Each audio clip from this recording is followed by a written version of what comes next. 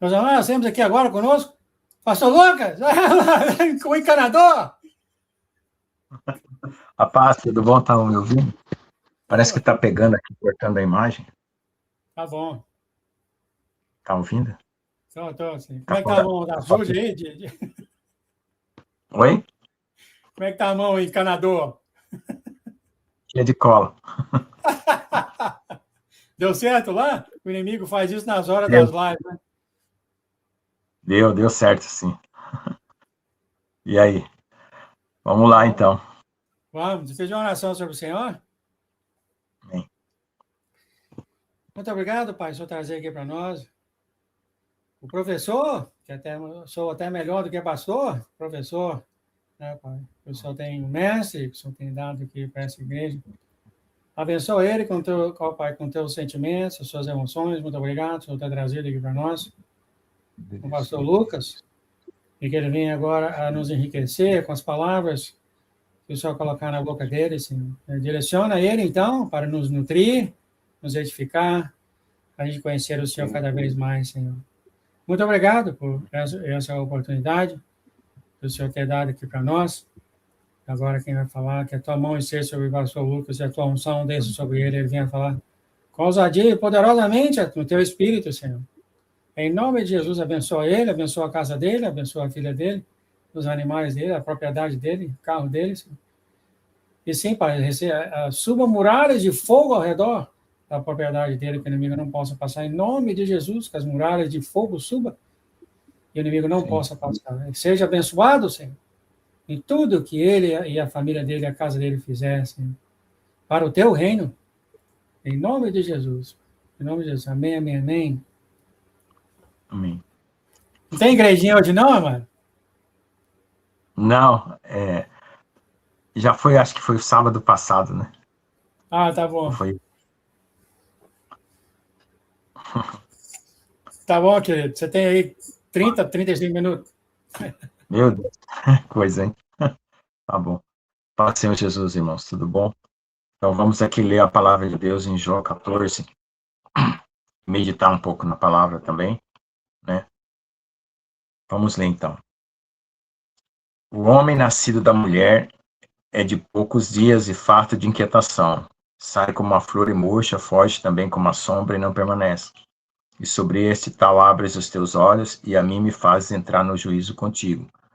Quem do imundo tirará o puro? Ninguém, visto que os seus dias estão determinados. Contigo está o número dos seus meses, e tu lhes puseste limite, não passará além deles. Desvia-te dele para que tenha repouso, até que, como jornaleiro, tenha contentamento no seu dia. Porque a esperança para a árvore que se for cortada ainda se renovará e não cessarão os seus renovos. Se envelhecer na terra a sua raiz e o seu tronco morrer no pó, ao cheiro das águas brotará e dará ramos como uma planta. Porém, morto o homem é consumido, sim, rendendo o espírito. Então, onde está ele? Como as águas se retiram do mar e o rio se esgota e fica seco, assim o homem se deita e não se levanta, até que não haja mais céus, não acordará nem despertará de seu sono. Quem me dera me escondesse na sepultura e me escutasse até a tua ira, até que tua ira se fosse, e me pusesse ao limite e te lembrasse de mim, morrendo o homem porventura tornará a viver, todos os dias que de meu combate esperaria, até que viesse a minha mudança. Chamar-me-ias e eu te responderia, e terias afeto à obra das tuas mãos. Mas agora contam os meus passos, porventura não vigias sobre o meu pecado? A minha transgressão está selada num saco, e amontoa as minhas iniquidades. E, na verdade, caindo a montanha, desfaz-se e a rocha se remove do seu lugar. As águas gastam as pedras, as cheias afogam o pó da terra, e tu fazes perecer a esperança do homem. Tu sempre prevaleces contra ele, e ele passa, mudas o seu rosto e o despedes. E os seus filhos recebem honra, sem que ele o saiba. São humilhados sem que ele o perceba. Mas a sua carne nele tem dores, e a sua alma nele lamenta. Amém? Então, vamos meditar nessa palavra com relação às coisas que nós estamos vivendo agora nesses últimos dias, né? Jó, ele estava aqui numa situação, assim, deprimida. Ele teve uma prova muito dura e ele caiu em depressão. Então, muitas pessoas falam que crente não pode cair em depressão, não é verdade. Crente como qualquer pessoa, é frágil. Só que ele recorre a Deus. Ele não fica justificando a sua depressão, porque ele não pode negar os fatos, negar o que aconteceu na vida dele. Jó não negou. E Jó, ele não ficou dizendo, é tudo invenção, é tudo coisa. Ele não ficou fantasiando. Ele admitiu que as coisas tinham acontecido da forma como aconteceu. E assim a gente tem que fazer com os nossos pecados. Quando a gente comete alguma coisa errada, não fica fantasiando. Vai lá e fala, realmente eu pequei, realmente eu fiz aquilo, porque aí você está sendo sincero com Deus, né? Tem gente que fica tentando santificar o pecado, ou tentando fazer o pecado se tornar mais puro, para poder aliviar o peso. Não, se uma coisa é errada, você tem que ser sincero o suficiente para confessar e se arrepender. O problema é que nós estamos sempre vivendo uma vida de aparência. Nós nunca somos realmente, nós nunca mostramos o nosso rosto. Nós sempre estamos nos escondendo atrás das emoções, das palavras e dos pensamentos. Mas Deus sabe. Então, irmãos, agora nos últimos tempos, as pessoas vão perder esse controle que eles têm de si mesmo, certo? Porque é um controle de aparência. O verdadeiro controle vem do Espírito Santo. Então as pessoas vão começar a mostrar o seu próprio rosto, como está escrito lá. Acho que é no livro de Abacuque, né? Ou é no livro de Isaías. Eu não me lembro exatamente, que Deus tirará o véu das nações. Então nós não podemos viver uma vida de aparência, uma vida onde a gente parece ser bom. Na verdade, a gente tem que desnudar o nosso coração e apresentar-se para Deus, né? E trazer tudo para Deus, tudo. Não esconder nada. E suplicar com muito clamor a misericórdia de Deus para que o Senhor não deixe aquela situação continuar em nós. Porque se você tem um coração endurecido, alguma coisa que não se agrada a Deus, está impregnada em você e você não consegue tirar. Então, você não pode mentir, representar um papel falso de que você não é aquilo. Sim, você é aquilo que você está praticando. Porém, você deve se humilhar, deve pedir perdão, deve se apresentar a Deus. Então, Jó, ele confessou tudo que ele podia confessar. Ele colocou toda a vida dele derramada na presença de Deus. Só que ele não tinha nenhum pecado, então ele não podia confessar uma coisa que ele não fez. Só que os amigos dele acusavam ele de pecado. Falaram, isso aí está acontecendo porque teve pecado. As pessoas têm essa crença de que as coisas ruins só acontecem quando tem pecado. Não, Deus nos prova em situações para saber o nosso coração, até onde vai. E nós precisamos recorrer a Deus para que nós possamos ser limpos e purificados. Ninguém se salva assim facilmente, né?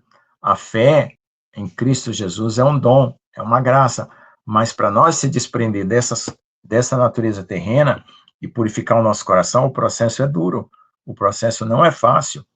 Então é por isso que nós estamos agora entrando nesses últimos dias para poder encontrar essa purificação final, né? E por isso que nós precisamos da perseverança. Então não adianta a gente querer parecer humilde quando a gente não é.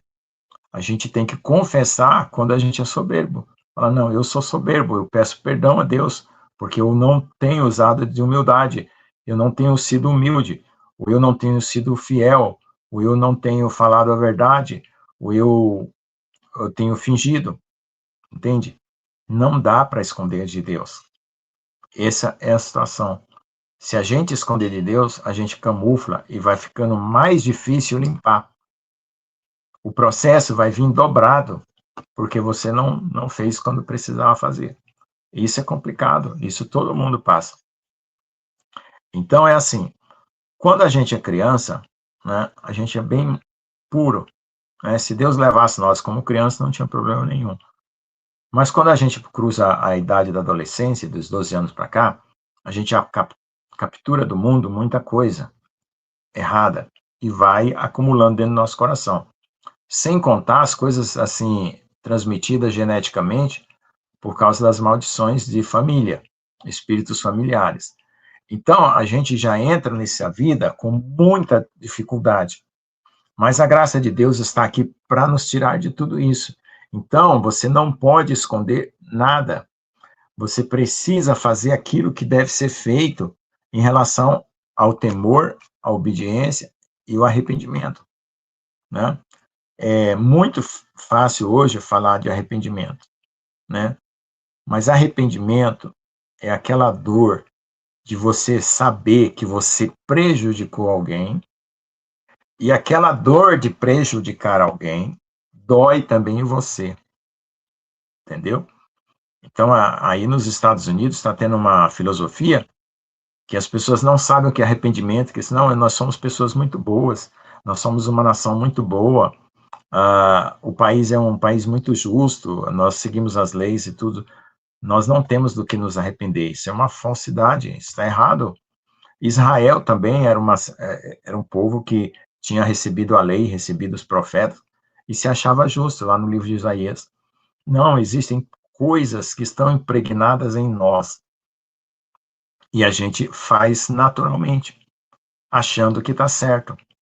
Então, quando a gente entra em aflição, é que Deus está levantando essas coisas ocultas, para que nós venhamos nos arrepender, venhamos sentir vergonha daquilo que nós fizemos e venhamos deixar, né? Porque o arrependimento, ele significa deixar aquilo, né? Não continuar com aquilo.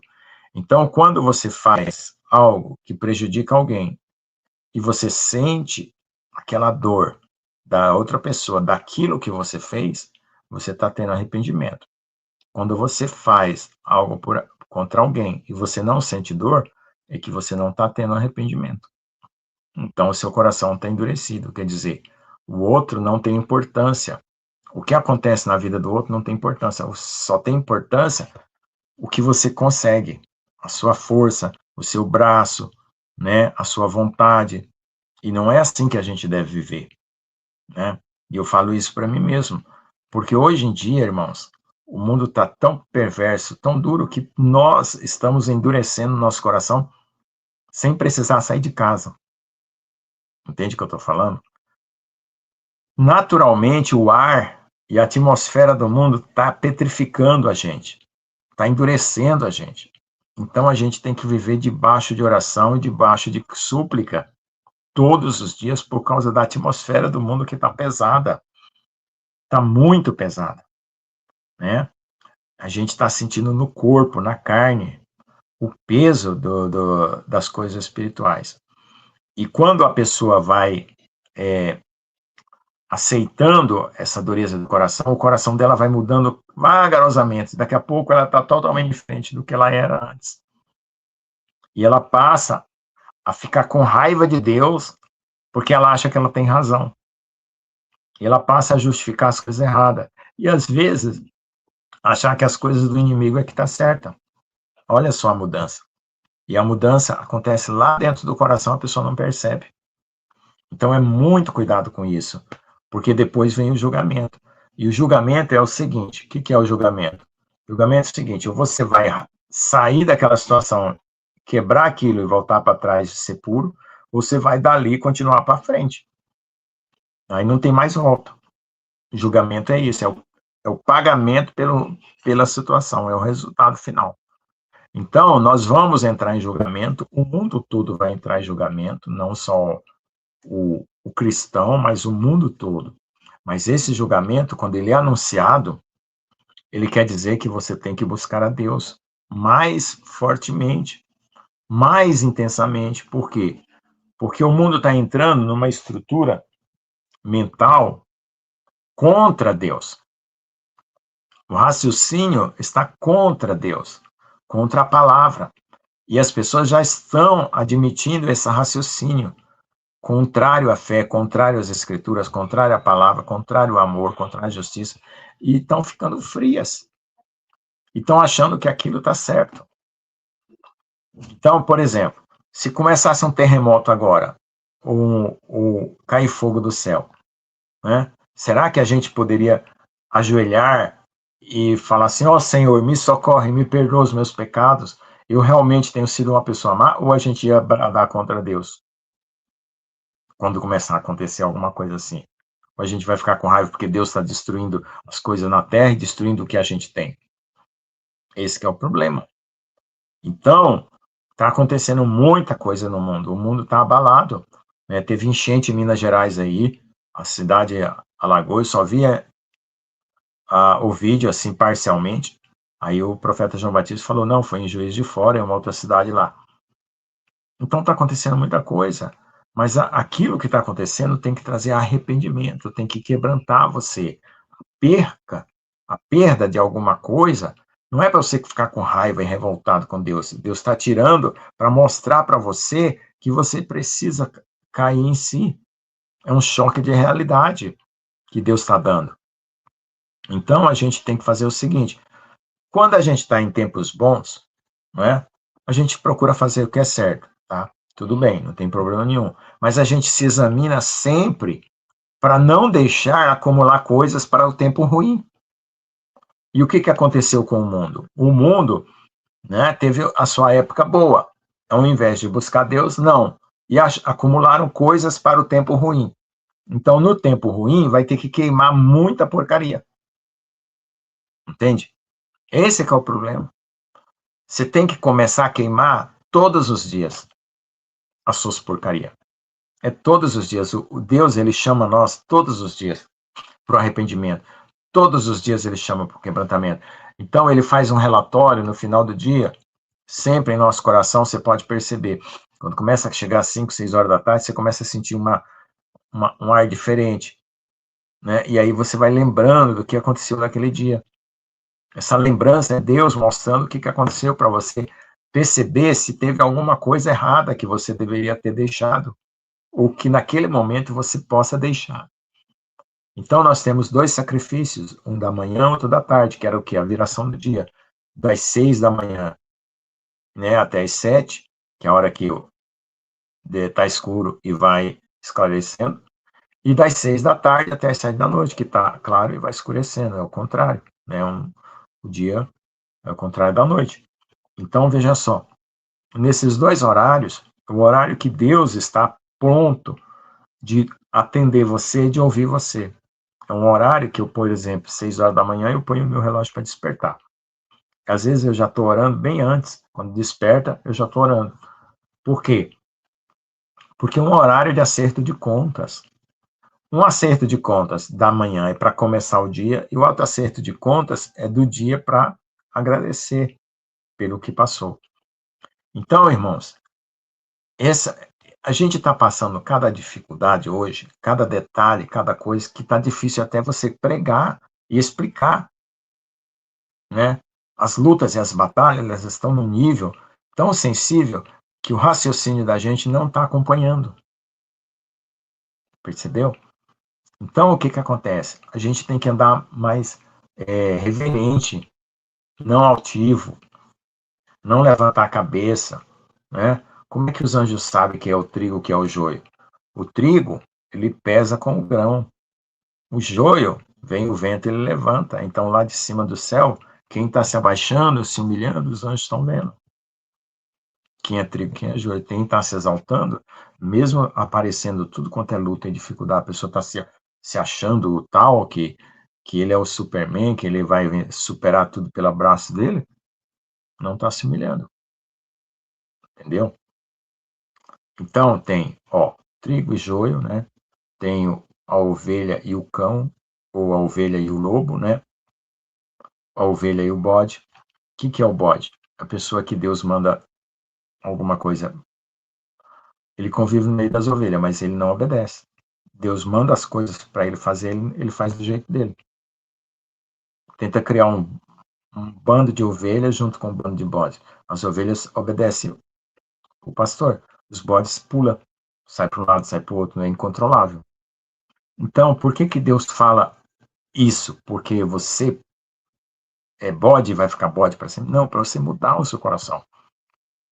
Para você suplicar a Deus uma transformação. Entende? O que acontece? Deus, ele coloca um espelho na sua mente.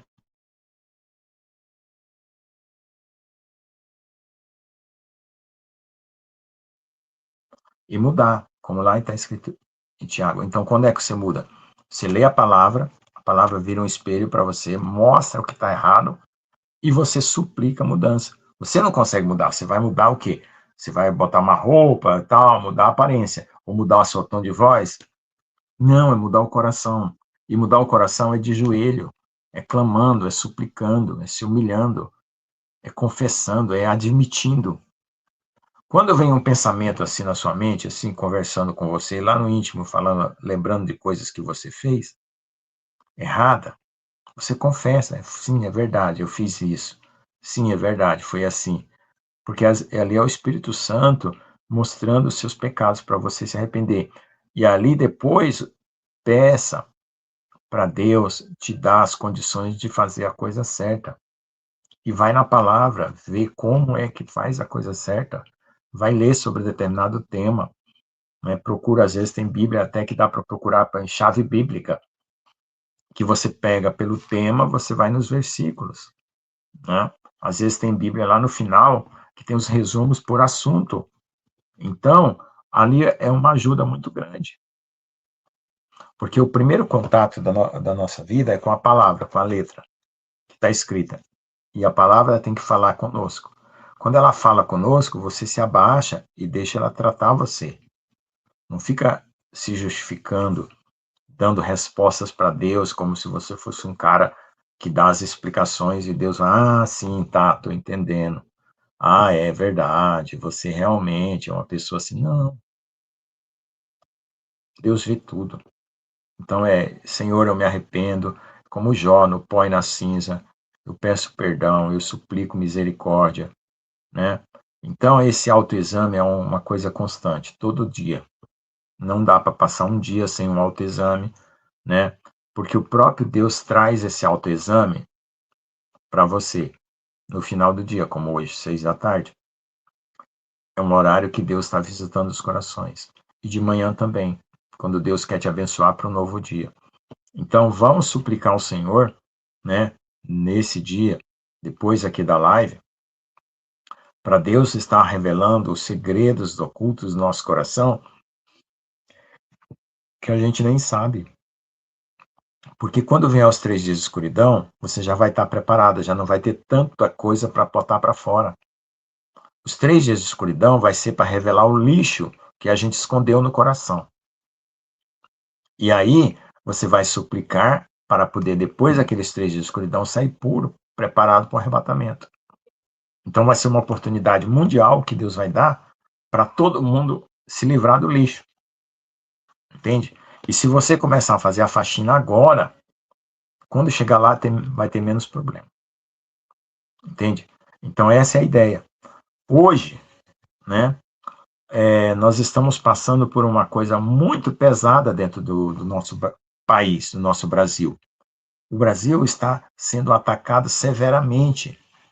Logo depois do carnaval que houve aí, se pode ver que as pessoas que estão no Espírito, vivendo no Espírito, ou orando, ou buscando ao Senhor, estão percebendo que tem um peso grande de batalha espiritual. Então, a gente não pode dar vazão ao inimigo, dar vazão à carne. Porque mais para frente, veja só, o inimigo, ele vai preparar um engano com muito argumento. Se o inimigo ele dá um argumento contra Deus e você não tem um conhecimento de Deus, como é que você derruba aquele argumento? Você vai falar que o inimigo está com a razão. E às vezes ele não está. Ele está usando de palavras. Entende? O mundo está tendo argumentos contra Deus. Nas universidades, nas escolas, nos lugares, as pessoas estão orgulhosas. Né? Todo mundo acha que está certo. Só que na hora que começar a estremecer o céu e a terra, aí quem está realmente firme vai ficar em paz. Mas quem não está vai entrar em desespero. Por quê? Porque estava baseado nele, achava que estava certo. Era uma conjectura que ele tinha dele, achar que estava certo. E é na hora inconscientemente, quando acontece uma catástrofe, o que você pensa? Você vai morrer. Sim ou não? E se você vai morrer, você vai para onde? Prestar conta. Isso que é o medo que entra no momento do perigo. Então, se você está em paz com Cristo, você sabe que você vai prestar conta, mas você não vai ser condenado. Então, você fica em paz. Então, o abalo do mundo, inconscientemente, vai fazer todo mundo pensar que vai morrer. Por quê? Porque vai prestar conta. Aí é que vai. Mas eu vou prestar conta? Mas eu não creio em Deus. Ai, não adianta nada. Eu não acredito em Deus. Não acreditar em Deus não apaga Deus. Não é uma borracha que apaga Deus. Ah, eu não acredito em Deus. Apaguei Deus. Não existe isso.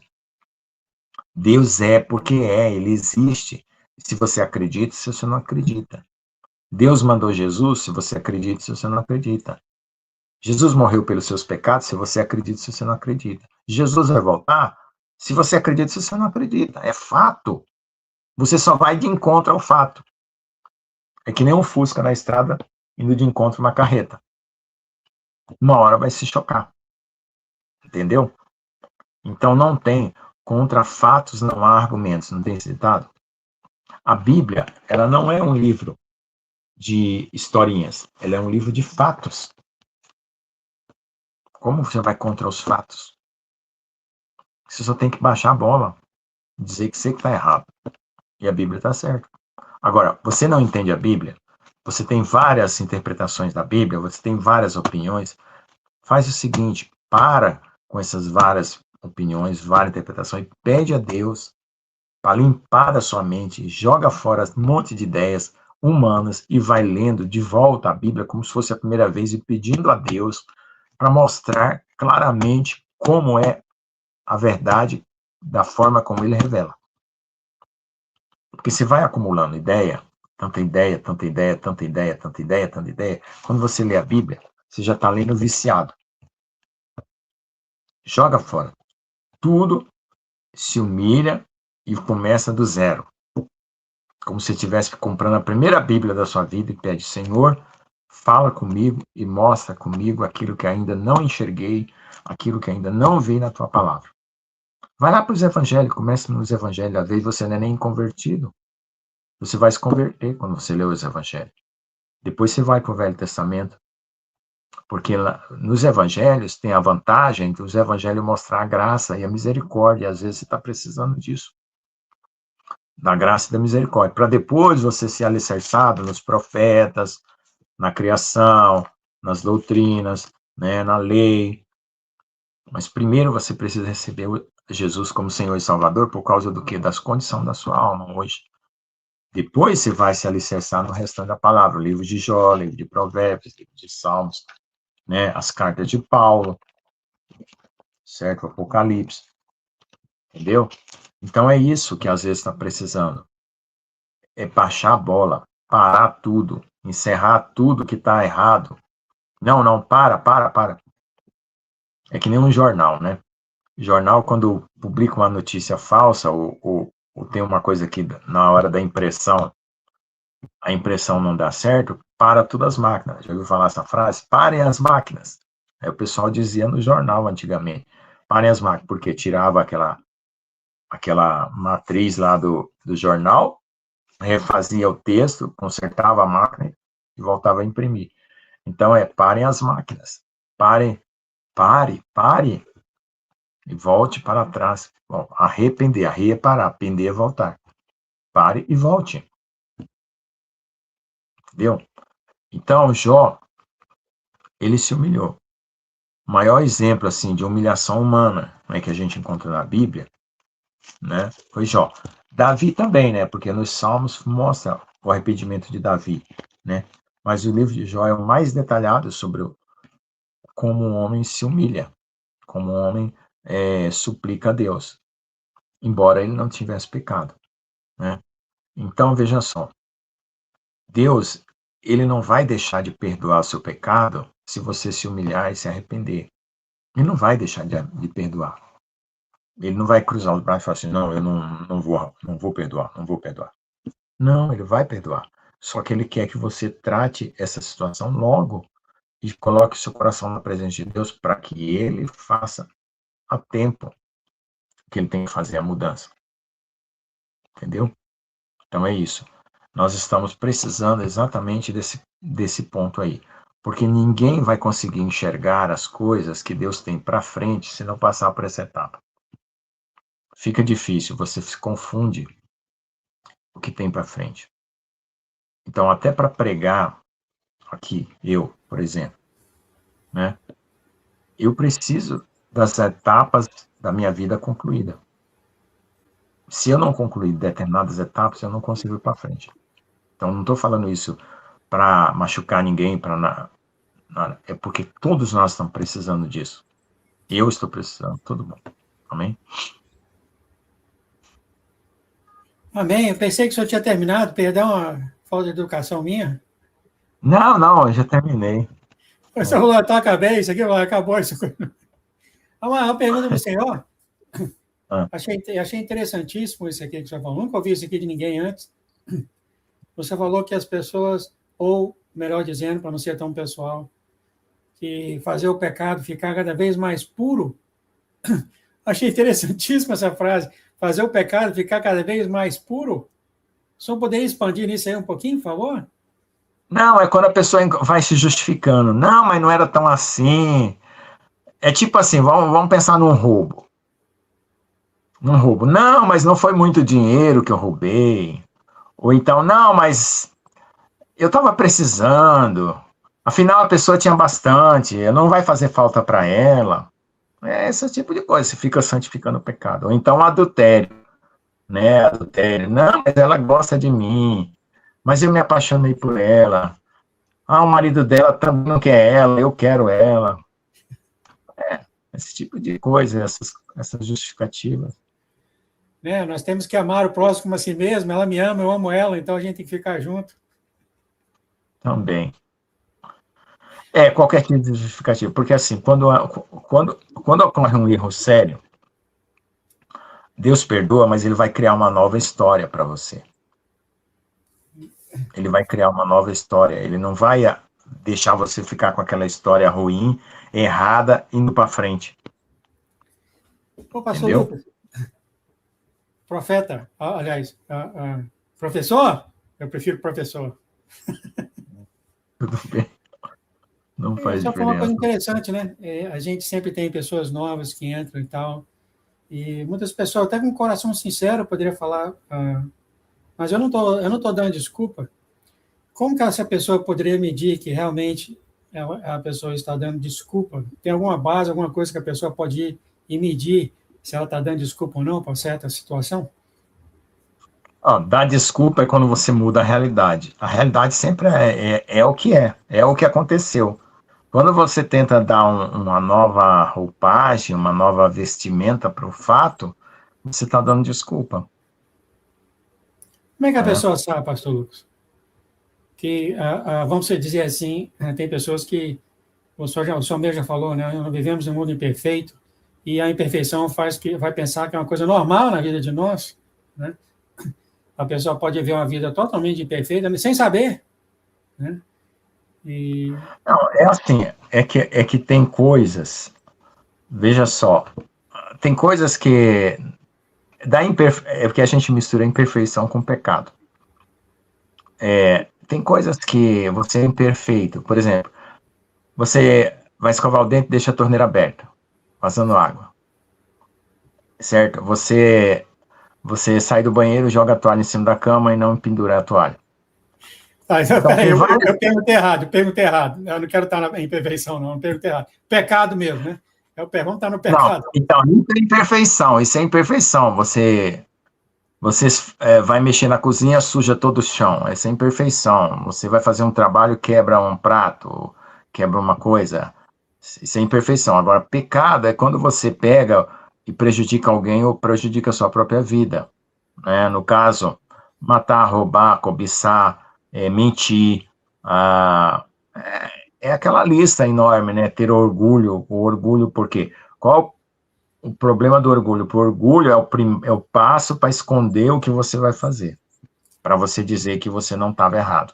Esse é o primeiro passo. Soberba é quando você já assumiu a posição de que você está certo. Orgulho é o começo, e a soberba já é o estágio final. Então, é soberba. Se você falar, por exemplo, para um governante que ele está favorecendo o crime, ele falou, não estou.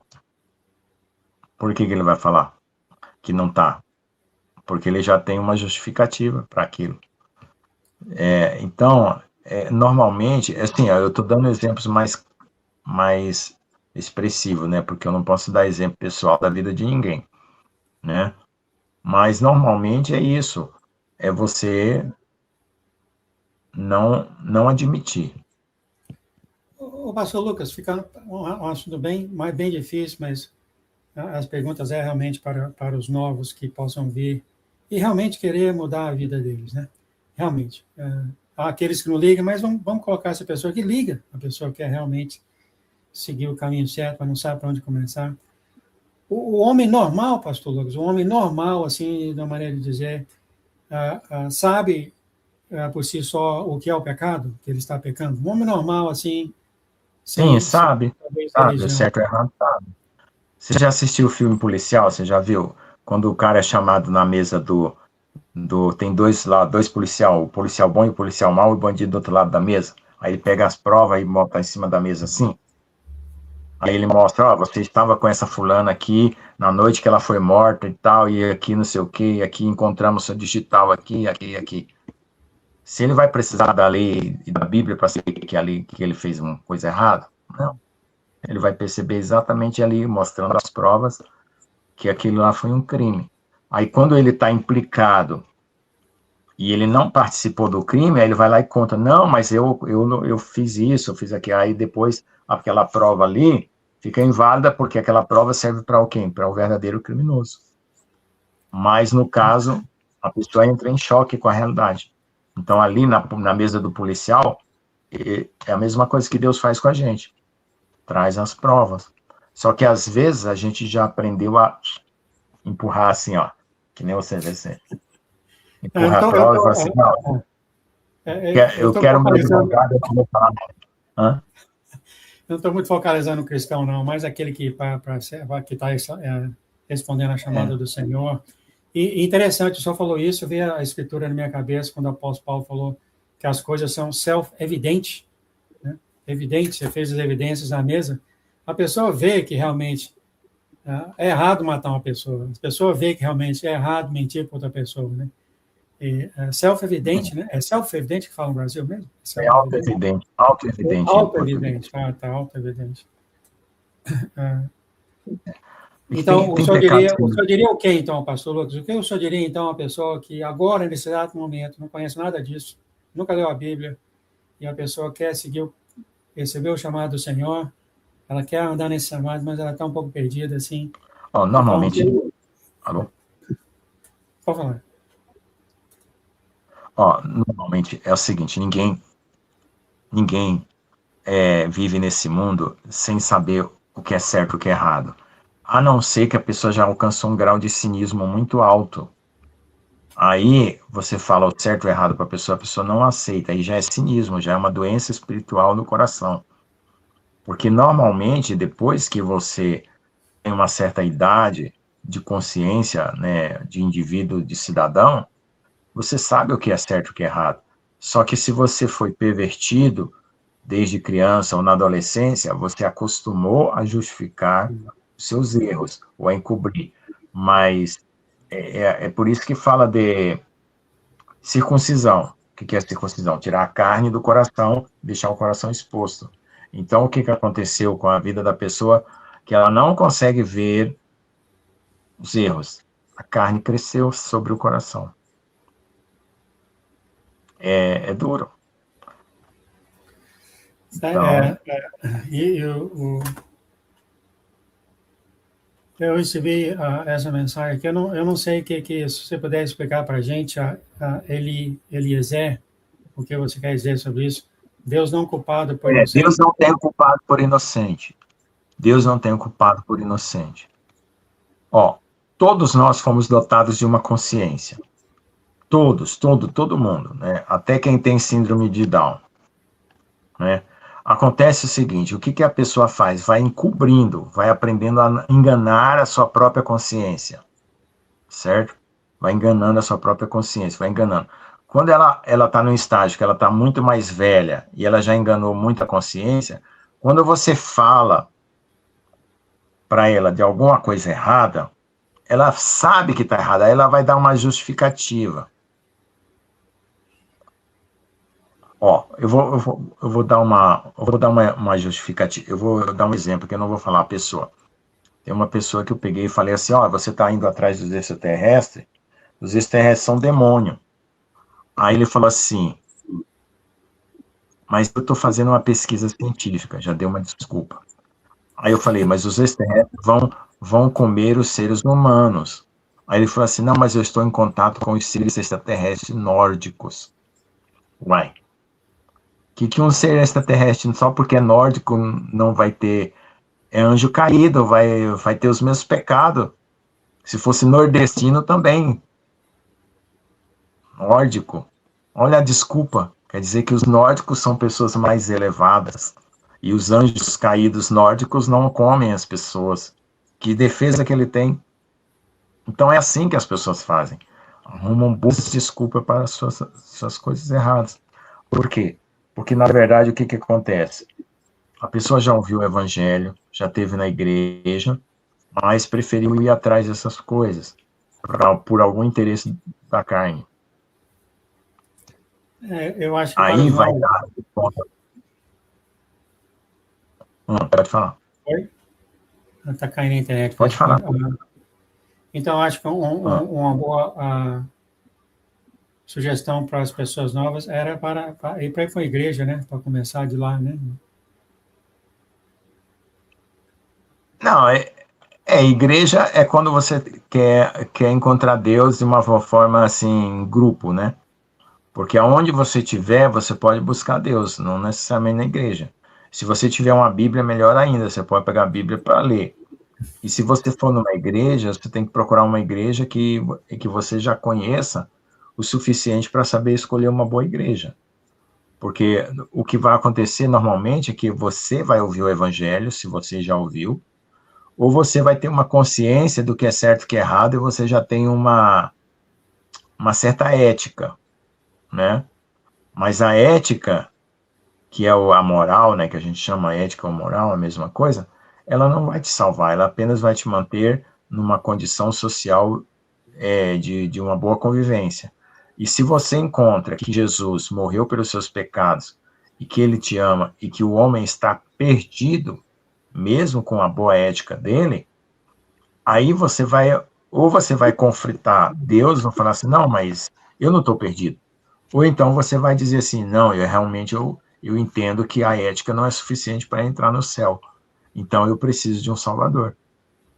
Então, tem gente que ela está no estado, conheço pessoas que ela fala, não, eu não preciso de Jesus para me salvar. Eu não preciso de ninguém que tenha morrido por mim. Eu mesmo, eu sou uma pessoa íntegra. Eu mesmo sei o que é certo e o que é errado e vou ficar assim até o fim. Por quê? Porque ele esquece a realidade espiritual. Ele é ignorante sobre a realidade espiritual. O que é a realidade espiritual? É que existe um reino de trevas que, independente do que a pessoa seja, vai lutar contra ela para destruir ela. Então, quando você recorre a Jesus, não é só por causa da salvação da alma, é para te proteger do reino das trevas. Amém, amado. Você chocou aqui, os irmãos aqui no canal estão chocados orando para essa pessoa. Aí está a noiva, né, amado? Tem um grande carinho pelo ser humano, né? Meu querido, nós chegamos ao topo da montanha, então, o topo da montanha. Daqui a gente não posso falar mais. Tá bom. O senhor faz oração? Oi? Não, tá bem, para mim tá bem. Eu faço oração. A Pimentel disse que a Eni disse que foi uma grande bênção de pregação. Amém, amado. Só faz oração para os irmãos ao redor do mundo, por favor. Amém. Ó Senhor, obrigado por esse dia, por esse momento, Senhor, em que nós possamos ser confrontados pela Tua palavra. Realmente estamos sendo endurecidos pelo pecado e às vezes não estamos percebendo que esse endurecimento está ganhando proporções tão grandes que está nos tirando a capacidade de nos arrepender.